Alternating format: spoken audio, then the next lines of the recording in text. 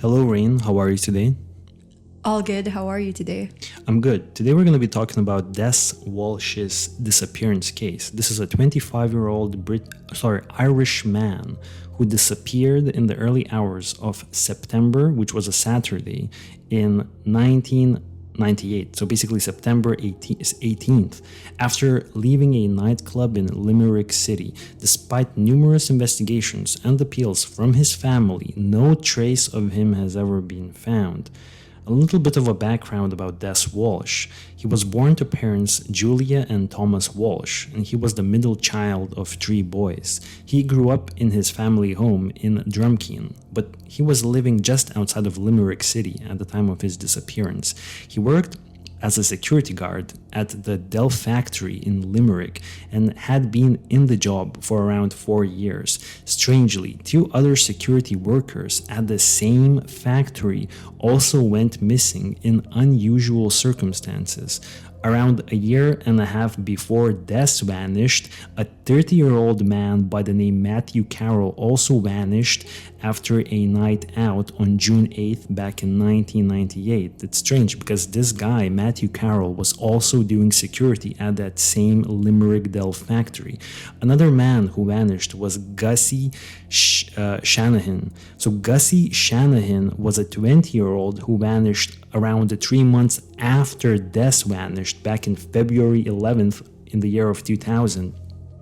All of these vanishings happened within the 2-year span, and all of these three men kind of were similar in background, similar ages, and all of them vanished within 2 years from Limerick City, and they all worked at Dell Security. At the Dell factory doing security. What do you make of that? Isn't that kind of strange? It's very strange. Immediately, I'm jumping into the conclusion that could there be possibly like a local gang terrorizing the people of Limerick?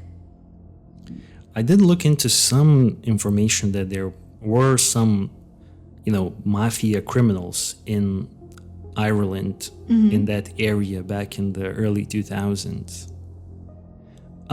Do you think that these men knew each other?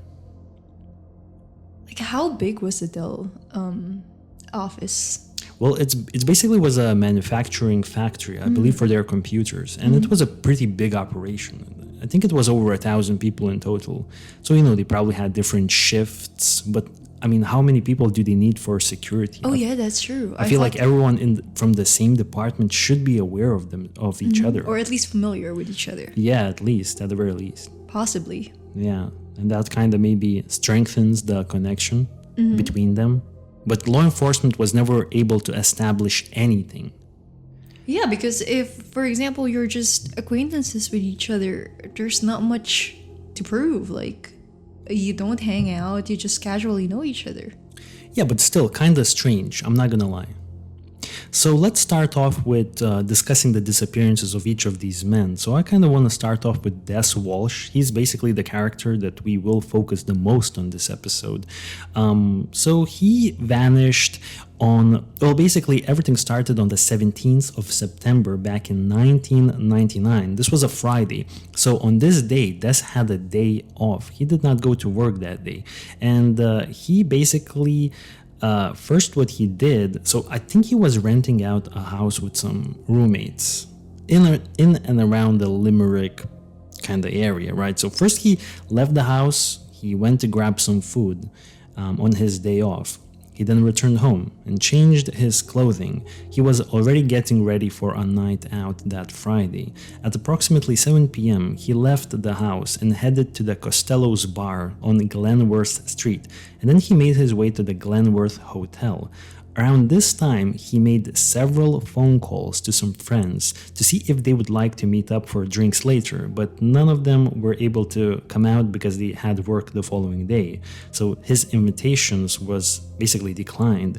Des then made his way to the Works nightclub on Bedford Road, and this is the first time where things kind of get strange in Des's case, because this is when Des appeared not quite like himself to a few people who knew him in the nightclub. So We don't have information about what Des was doing at the nightclub or who he was interacting with there, but we do know that his last confirmed sighting was at approximately 2:30 a.m.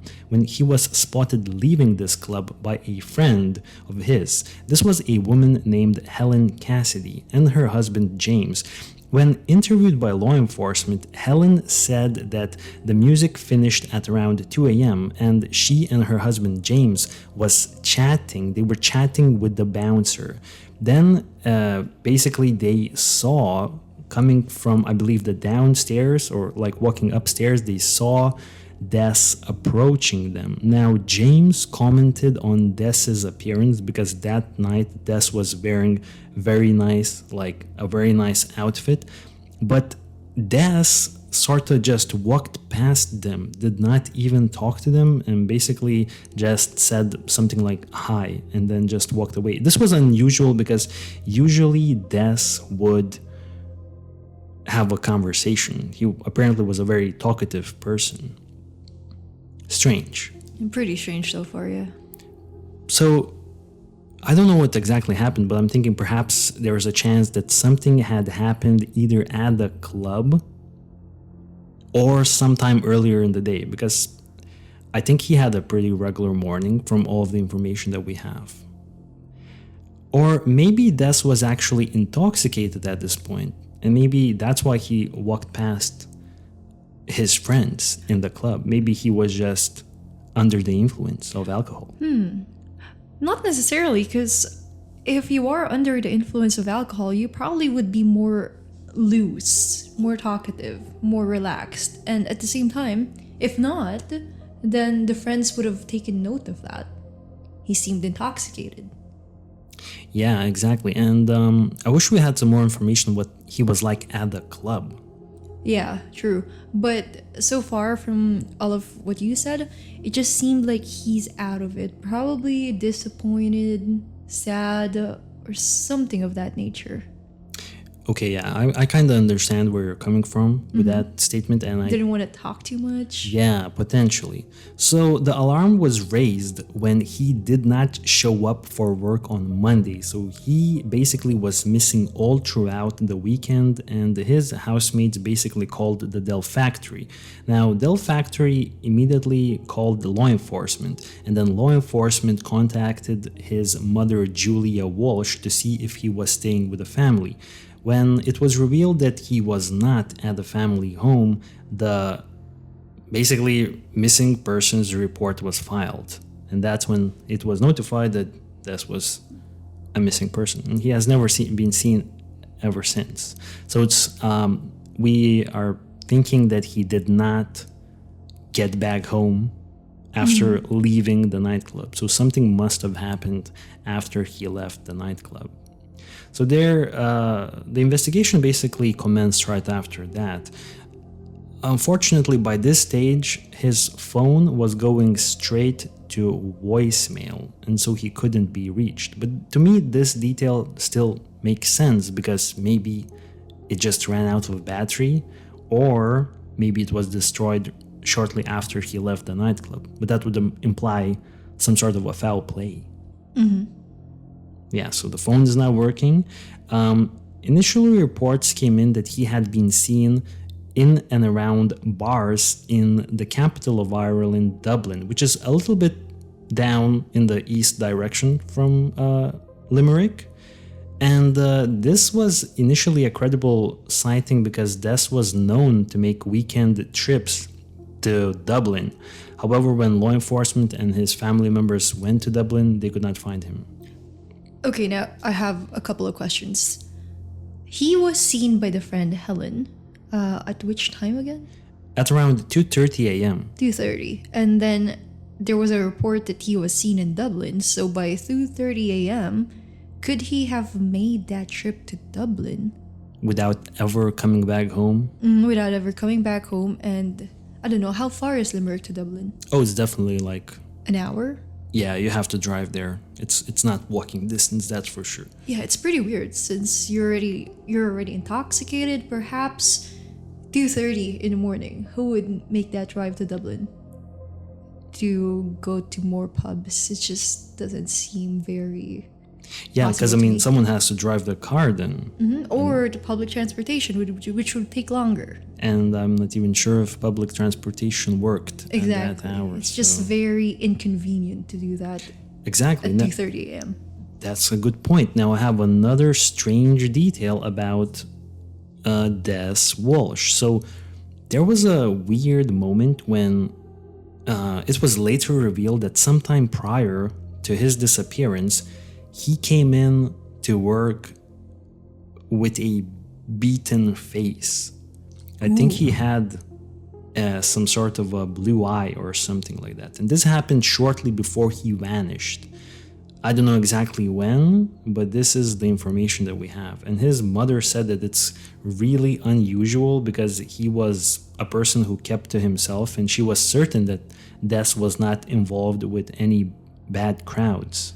Did he disclose any information on that matter? No, we have nothing. It's so strange. Like It's very strange. It's strange. He just went in. Maybe it was some sort of a brawl happened, but someone beat him up or like caused him, some damage It's around pretty his strange. face. Yeah, it's pretty strange how he told no one about this. Like, Yeah, I agree. if it was a random brawl, he probably would have told his friends or his mother about it, but just the lack of information regarding this is pretty odd. Do you think this detail is important for his disappearance? Do you think this beat down is somehow connected to the fact that he vanished?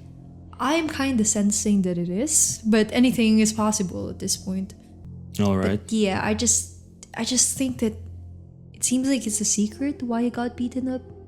Yeah, I mean, we have no more information about that. Yeah, no friends, no family members knew the reason why he just showed up at work all beaten up. Yeah. It's pretty strange to me. It doesn't seem like a random one. Like he was just walking in the street. And doesn't seem like it happened before, though. I was trying to find some information whether or not this occurred previously, but no. Apparently, this is the strange detail.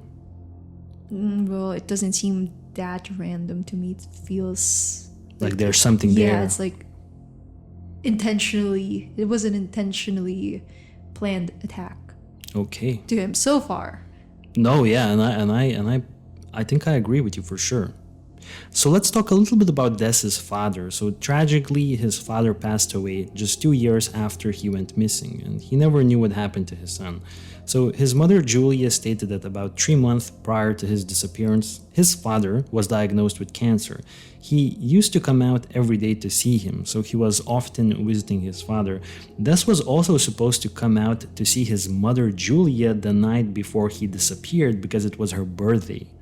So essentially what happened was that Des vanished on her birthday, and I know you had some thoughts about it. You don't think that Des committed a suicide because you think he would not do it on his birthday, especially as a loving son and all of that. Oh yeah, definitely. Because I don't know, if for example he's in a very tragic state of mind because of his father's well-being, cancer, I don't think he would intentionally do it on the day of his mother's birthday. It just doesn't sit right.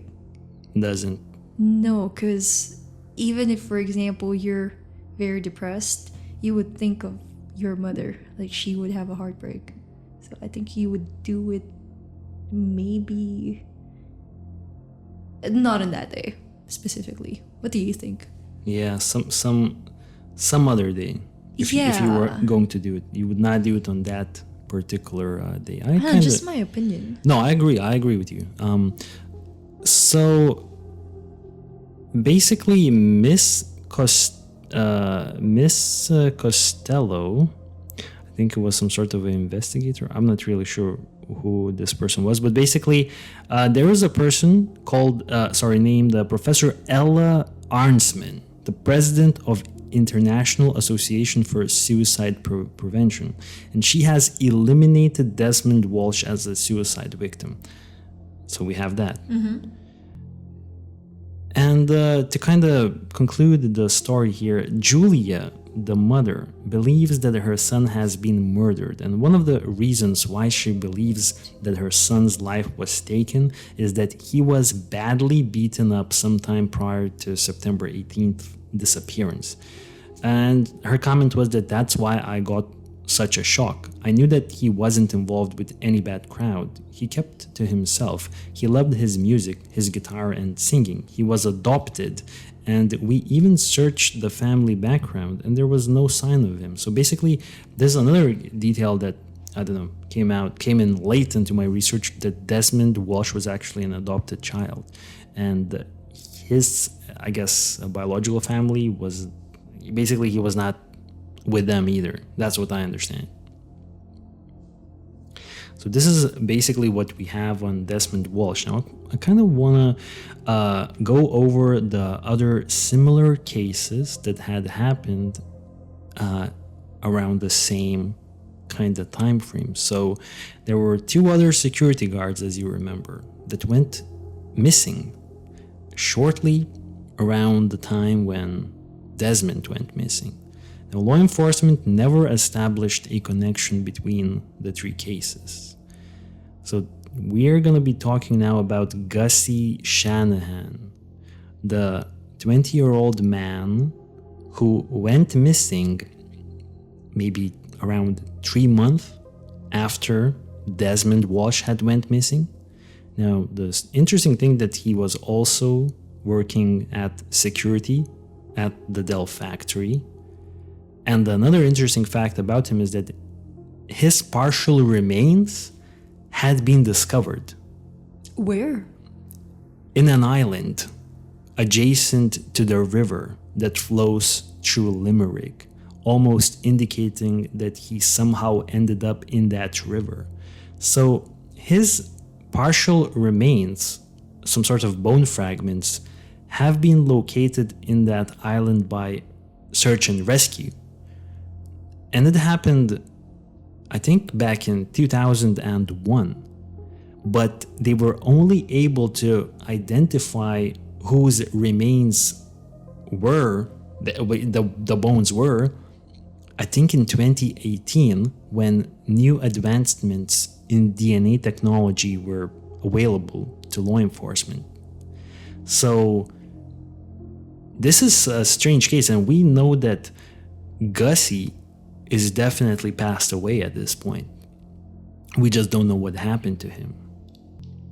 I'm trying to figure out if there's like a certain pattern between these three men. Oh well, there is. They all went missing after a night out. How about Sort of. did the other two also got beaten up before they disappeared? So let's quickly go through what I have on Gussie's case first. Sorry. No, all Too good. excited. No, it's all good. So basically, this is the information that I was able to find on Gussie. So he finished work in Dell factory on Friday 11th, which was in February in 2000. He met his father after work and paid him back money that he had borrowed from him, as he always did. He said that he was staying that night at a friend's flat in town, as they were planning to go to the Temple of Sound nightclub, which was closing down. The young man was wearing new clothes that his sister had bought for his birthday 3 weeks prior. He headed to a pub called Cooper's Bar across the road from that friend's flat on Joseph Street with some other friends, and he left the bar on his own accord at approximately 10:30 p.m. Now, it was never explained why exactly Gussie left the pub, but he left the pub at 10:30 p.m. Now, his father, Bob Shanahan, said that he left the pub about 20 past 10, and he said that I'd say he'd a few jars on him, all right? So this is some sort of Irish slang that I believe what we're trying to understand here is that Bob, the father, is saying that his son definitely seemed intoxicated. So basically, Gussie then went across the road with a bottle in his hand and his coat. You can see it in the CCTV video. He was going to knock on the door across the road, but he didn't. And I believe this is just some random door that he would have potentially knocked on in the middle of the city center, which kind of is pretty strange. But instead, he headed down a laneway, which would have been a shortcut to the nightclub that he always intended to go. But we don't know if he reached that nightclub, though, because he has never been seen again. Interesting. But his bone fragments have been found in an island adjacent to the river. So it almost seems like he somehow ended up in the river that night. Now, he was intoxicated, so it doesn't necessarily mean that there was foul play involved. Mm-hmm. He could have just fallen in. Yeah, an accident is definitely an option. Now, Gussie is described as 5'10". He had a thin build, he had a pale complexion and fair hair. Gussie was described by his family as good-natured, friendly, loyal, and hardworking. The baby of the family, basically, who was adored by all of the members of the family. Gussie always saw the good in people, and unfortunately for him, this, at times, led him to make poor judgments on people and situations, and that would get him into a few scrapes, like some fights, street fights, I assume. Once again, his body was found the following year on October 28th of 2001, and basically it was in Quay Island, and they were found by a rescue team. Developments in DNA technology have determined that the remains belong to Gussie. So Gussie's sister said that she and her family believed that he was murdered. She appealed directly to those who may have information about her brother's disappearance and death to let the family know what happened. She particularly appealed to a male who contacted her father Bob years ago with possible information about the case. The man rang my dad and said that Gussie had been in the wrong place at the wrong time. We'd like to hear from that man again and anyone that knows what happened on the night Gussie disappeared. She also said that any information given to the family would be treated in strict confidence. And we have a little bit of information about that call. So this is coming from Bob, right? So I believe that this call didn't happen right after Gussie went missing. This happened like maybe 10 years after the fact, but before the family knew that his remains had already been found. So what I'm trying to say is that Gussie's remains were found in 2001, but they were only able to establish that it was Gussie in 2018. Ooh, that's a pretty long time. Yeah, it's a pretty long time, but this is due to DNA technology. Now, at some point, the family made an appeal. I believe this was in the early 2010s, like 2012. And they were kind of trying to raise awareness about Gussie's disappearance. And now a man calls Bob. And this is his, Bob the father, you know what I mean? And now this is what Bob said about the call. So I got a phone call one evening. They said this is a broken phone or whatever, and you won't be able to retrace it. He said, what happened to Gussie is that there was a bit of a skirmish in town, and it went overboard. It went too far, and it was breaking up. And I appealed to him, basically breaking up the phone call. The phone call was kind of breaking up. And so Bob told the guy, yo, call me back though. So he called him back, and basically the story was that Gussie was thrown over a wall. And basically the family then tried all sorts of places, graveyards or whatever. And the family's belief is that we accept that he's been knocked off.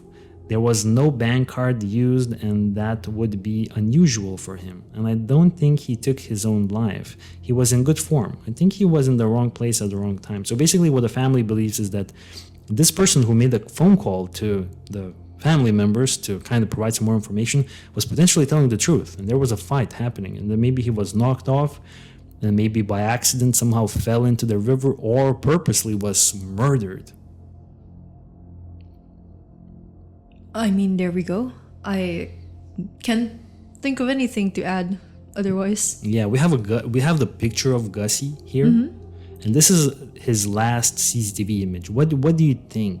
I mean, there's not much that we could get from here. The quality of the picture is not that great, but from what we can see, he seems like just a regular young man. So, a regular young man having a night out, and it went horribly wrong somehow. So, we know that he was definitely intoxicated. He left the pub for unknown reasons, but I don't think you need very good reasons when you're intoxicated, right? Parts of his remains were found in the island, and someone called his dad to report the details of his murder. Yeah, but Which is questionable, questionable, sure, but because the man never came back again. So it could be just a prank call. no, You don't think so? I don't think so. Yeah, I mean, it's a weird time to call though. 10 years after the fact, you know what I mean? Why would you do that to the family? So do you think that it was credible? I think so, and I think there's a possibility that Gussie just fell into the water. Just like that. Intoxicated. Just like that, right? Because once you're intoxicated and you fell in the water, it's Bad news. pretty bad. Yeah, especially in that time of year, because this was happening in February. Oh, pretty So, cold. yeah, February, Ireland, it's probably cold. Freezing. Yeah, it's probably cold there. So, it's not a good And time. either way, yeah, if he was in the wrong place at the wrong time, he was part of that brawl, I'm pretty sure he ended up in the water. Either way, if there was a fight or there wasn't a fight, because his remains ended up in the island. So Yeah. the current probably took him there. Yeah, I think that's what I'm also leaning towards. Let's talk about the third guy, the third man who went missing. He goes by the name of Matthew Carroll. Now, this is the man who vanished prior to Gussie and Des. So this man vanished on June 8th back in 1998. So this was around a year and a half before Des went missing. But Des was at his job already for around 4 years. So we know that at the same time they still worked together. So the connection is kind of still there. So everything started on June 8th back in 1998 when Matthew Carroll was socializing in the Steering Wheel pub in Roxborough, I think, street or neighborhood in Limerick. Then he exited the pub at around 8 p.m. and he was headed for his home at Rose Court Keys Park, but he never completed the 5-minute walk. So something happened really quickly when we're talking about Matthew Carroll's disappearance, because he was supposed to just walk 5 minutes to get home, and he never reached his place. So it seems to me like all of these cases have a very similar setting. All three men were at a pub or, with Des nightclub, but still similar environments, similar circumstances. So it's speculated that Matthew was abducted and murdered by members of a criminal family, and that witnesses have information that could help law enforcement with their information. However, law enforcement have declined to officially comment on this theory. It's, I believe, the family members who believe that he had known something about some people within the local criminal organization, and that he knew too much, and that they murdered Matthew because he knew too much information. So this is immediately strange. Now, Matthew's brother, Seamus, said that he drove past that pub on the same night that his brother went missing. What a coincidence, right? And he remembers that there was a lot of people in the pub because the local football club had won the Irish Cup the day prior. So on Monday in the evening, everyone was there celebrating. Apparently there was around 50 people at the pub, and now he thinks that someone definitely knows something, because how can there be 50 people in a pub, and how can this guy just vanish within 5 minutes? It doesn't make any sense. So what his brother Seamus believes is that there is a chance that someone from the local crime family took him out because he knew too much information about their criminal dealings. That's interesting. So brother suspects that he was murdered because of knowledge of crimes committed by the members of the local family. And there's also speculation that law enforcement received a letter in January of 2021, so this is over 20 years after the fact, which included specific details about why Matthew Carroll was abducted and murdered and who was involved in his killing. An audio recording which could prove significant information as well was also allegedly included, but law enforcement never commented. So there's a rumor floating about that law enforcement received information in a form of a letter and an audio tape about Matthew Carroll's murder, but law enforcement never commented on it. So this is kind of getting pretty weird now. Yeah. In total, we have 3 young men who went missing at around the same time, and they all worked security at the Dell factory in Limerick. I've never heard about this. I honestly never heard about this, and I don't know why this is not maybe talked more, because to me this is I find this case very interesting, and I feel like, could all of them be in accidents? I mean, I don't know. At this point you have to start thinking. I mean, there's a lot of coincidences here. And do we think that all of them were accidents? I mean, what are your thoughts? We have Des Walsh. Remember, I'm just going to quickly walk you through. Des Walsh, he vanished after a night out. He seemed a little bit strange to his friends in the nightclub. He had a history of being beaten up shortly prior to his disappearance. Then we have Gussie Shanahan, who went missing after a night out in Limerick. His remains had already been found in Quay Island. And his father received a strange call about that there was a brawl or something like that. And then we have Matthew Carroll, whose brother believes that a local criminal family may have taken him out. So immediately, if these guys all work at the same Dell factory, they know of each other. And is there a chance that all of them might know something about some shady dealings in Limerick, and they all have been murdered for that reason? I personally don't think so. It looks a little bit too far-fetched. But is there something like shady happening with each case? Yeah.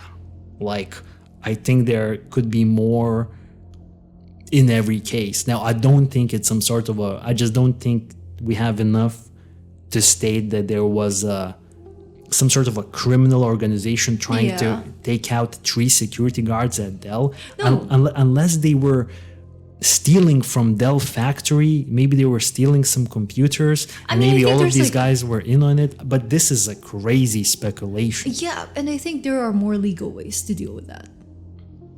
Like if they're stealing computers and stuff. Exactly. Is it worth murdering someone for that? Definitely. No. And especially with a huge company such as Dell. There should be legal actions taken. So I don't think it's anything that's involving the company. But I am thinking more of like, maybe, I don't think there are any drugs involved because they seem to be just regular individuals. All like to go out, all like to have a few drinks at the pub, but nothing that's out of the normal as far as we can tell. Yeah. But what if money is involved? I'm just thinking out loud. Money. So you think some of them owe money to someone? Potentially. Could there be a possibility? I always find it strange. Why would you murder a person who owes you money? Maybe this is some sort of the gang. Yeah, but then if you murder this person, then you're never gonna get your money back. Yeah, that's true. You know what I mean? So why not just mug them, take their phones or something? Oh yeah, the phones were never taken. Yeah, or like some sort of money or personal belongings, right? So I think mugging is kind of money is kind of impossible.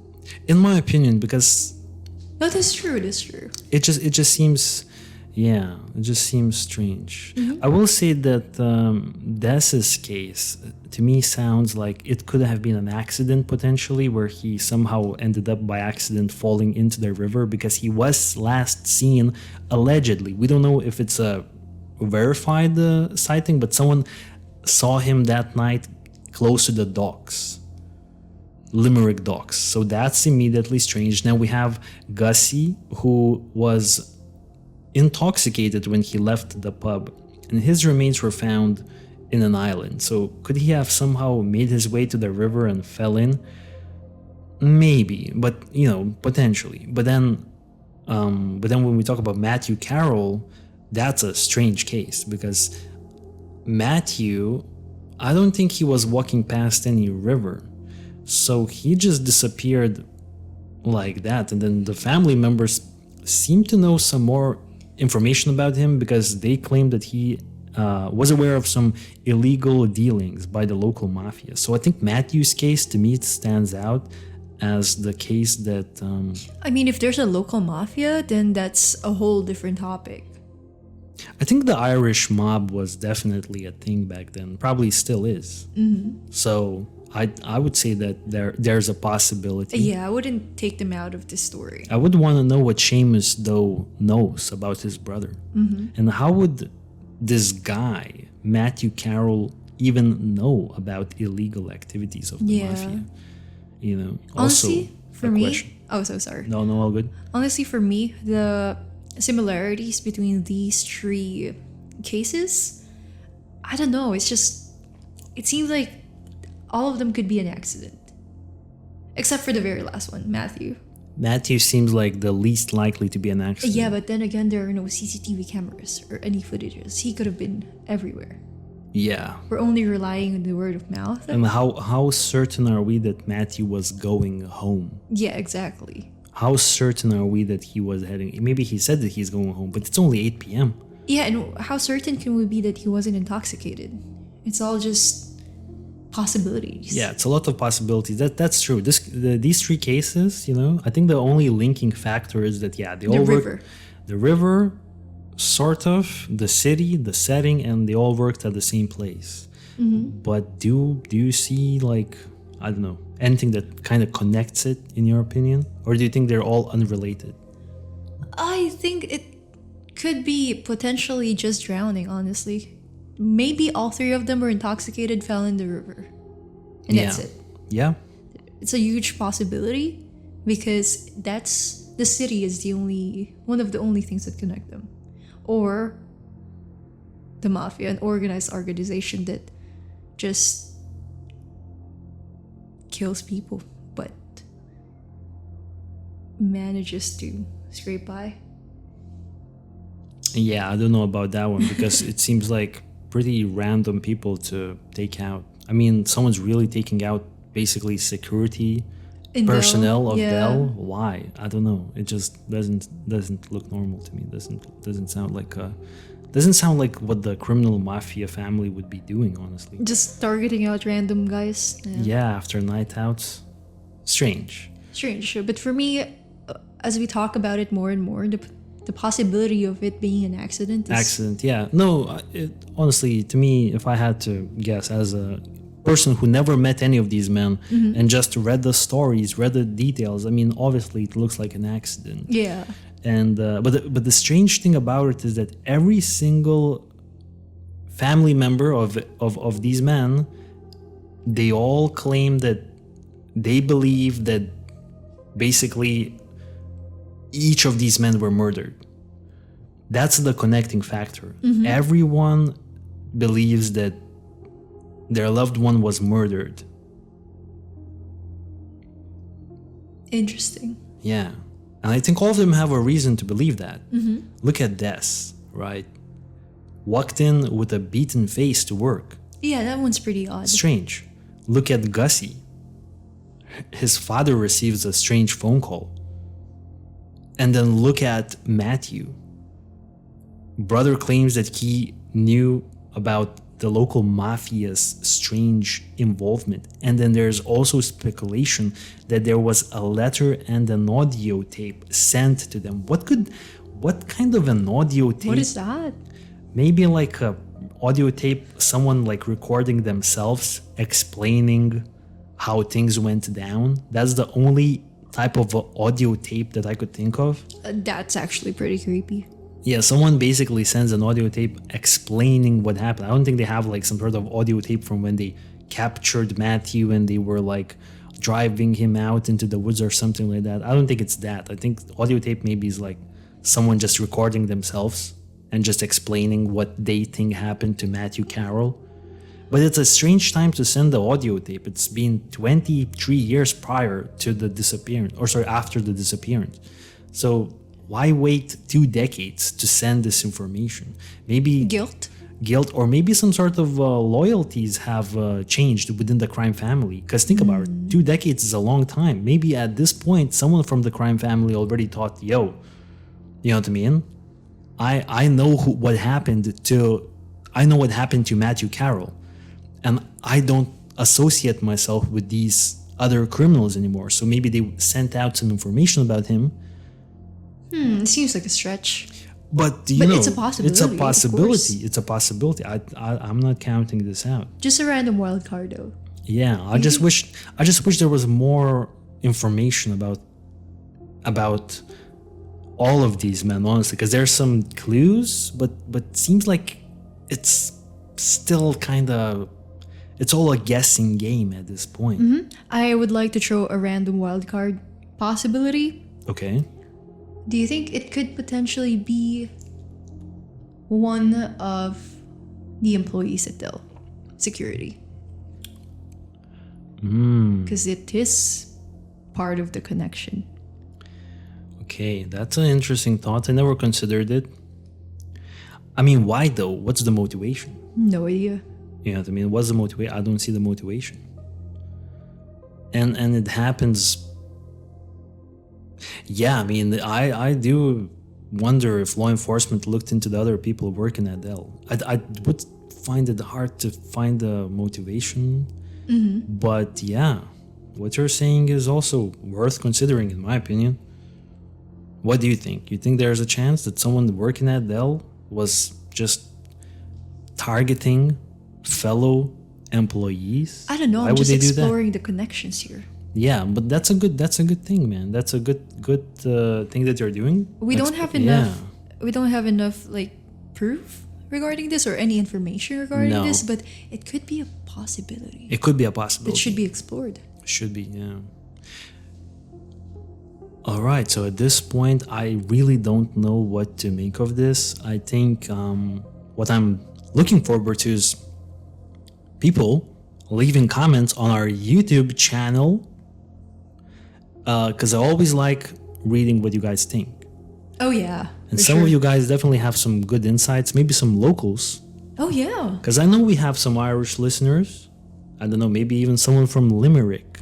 That would be so interesting. I would love to know about your opinions. Yeah, and Baxter, ideas. because these people, if anyone out there from Ireland listening, you probably have a better understanding of the city and of the of the cases. city, of the culture, of the background. So we would like to hear what you guys think. Local information that is not written in the internet. Yeah, that would be nice.